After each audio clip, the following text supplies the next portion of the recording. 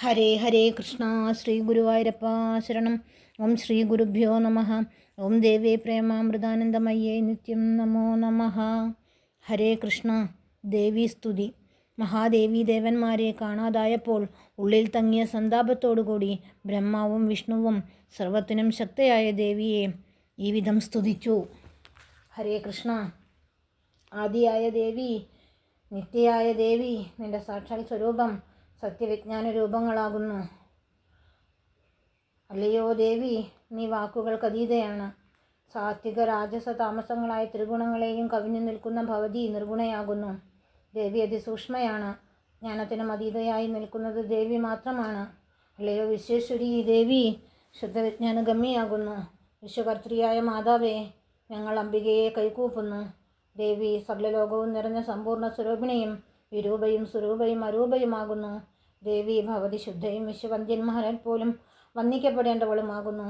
ഉത്തമസ്ഥാനത്ത് വർത്തിക്കുന്നതും സർവരുടെയും സർവത്തിൻ്റെയും അന്തർഭാഗത്ത് വർത്തിക്കുന്നതുമായ കാളികാദേവി അമ്മ വിശ്വസ്വരൂപിണിയാകുന്നു. വിശ്വം സംരക്ഷണം നടത്തി വാഴുന്ന ശിവേ, ഞങ്ങൾ അംബികയെ വിശ്വസിച്ച് ഏറ്റവും അടുക്കലെത്തി ആശ്രയിക്കുന്നു. മായയാകുന്നതും ദേവി, മായാസഹിതയും ദേവി, മായാതീതയും ദേവി തന്നെയാണ്. അല്ലയോ ദേവി, നീ ശ്യാമളയും ഭീമവിലോചനയുമാണ്.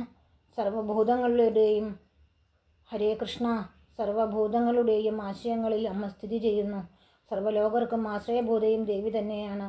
വിശ്വസംഹാരിണിയും കാളിയും പരാശക്തിയുമായ വിശ്വമാതാവേ, ഞങ്ങൾ അംബികയെ കൈവണങ്ങുന്നു. ദേവി, അംബികയുടെ ധ്യാനരീതിയോ ശീലഗുണങ്ങളോ മന്ത്രനിശ്ചയമോ ദേവീസ്ഥാന വിവരണങ്ങളോ യന്ത്രധാരണമോ യാതൊന്നും ഞങ്ങൾക്കില്ല, അറിഞ്ഞുകൂടാ. അല്ലയോ സത്താസ്വരൂപിണി, ദേവിയുടെ രൂപം ഉൾത്തടത്തിൽ ആരും തന്നെ ശരിക്കും അറിഞ്ഞിട്ടില്ല. അതിനാൽ ദേവിയെ ആശ്രയിക്കുക മാത്രം ചെയ്തുകൊള്ളുന്നു. സർവവന്ധ്യയായ ദേവി, ശരണ്യായ മാതാവേ, ജഗജ്ജനനിയായ ദേവി, ഞങ്ങൾ നമസ്കരിച്ചു കൊള്ളുന്നു. ഹരേ കൃഷ്ണ.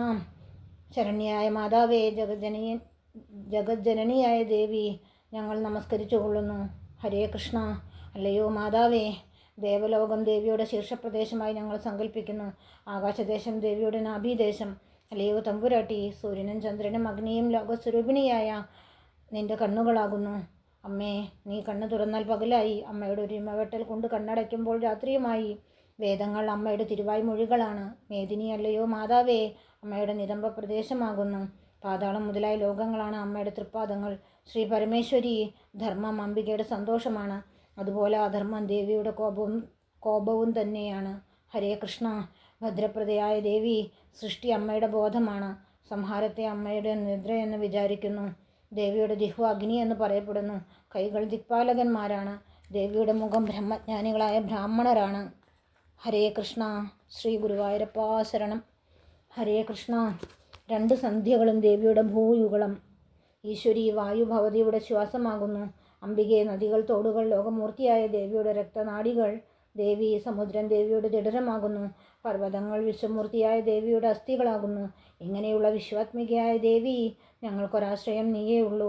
ബ്രഹ്മവിദ്യ ആത്മാവായി ഭവിച്ചിട്ടുള്ള സർവേശ്വരി, ബ്രഹ്മവിജ്ഞാന മേഘം കൊണ്ട് ഗമ്യയായ പരാശക്തി സ്വരൂപിണി, അല്ലയോ ദുർഗാ ഭഗവതി, അല്ലയോ ദുഷ്കൃതനാശിനി, അല്ലയോ മംഗളസ്വരൂപിണി, ഞങ്ങളിൽ ഏറ്റവും കനിഞ്ഞ് ഞങ്ങൾക്ക് നിത്യമംഗളം നൽകണമേ. നമസ്കാരം, നമസ്കാരം. അംബികയ്ക്കായി അനന്ത നമസ്കാരം. ജയിക്ക കരുണാലയേ, ജയിക്ക ജഗദംബികേ, ജയിക്ക കരുണാലയേ, ജയിക്ക ജഗദംബികേ, ജയിക്ക കരുണാലയേ, ജയിക്ക ജഗദംബികേ. നാരായണാഖില ഗുരോ ഭഗവൻ നമസ്തേ. നാരായണ സകല സന്താപനാശന. ജഗന്നാഥ വിഷ്ണു ഹരി നാരായണായ നമഃ. ഓം ഹരേ നമഃ. ഓം വിഷ്ണവേ നമഃ. ഓം ശ്രീകൃഷ്ണായ നമഃ. ഹരി ഓം തത്സത്. ഹരേ കൃഷ്ണ.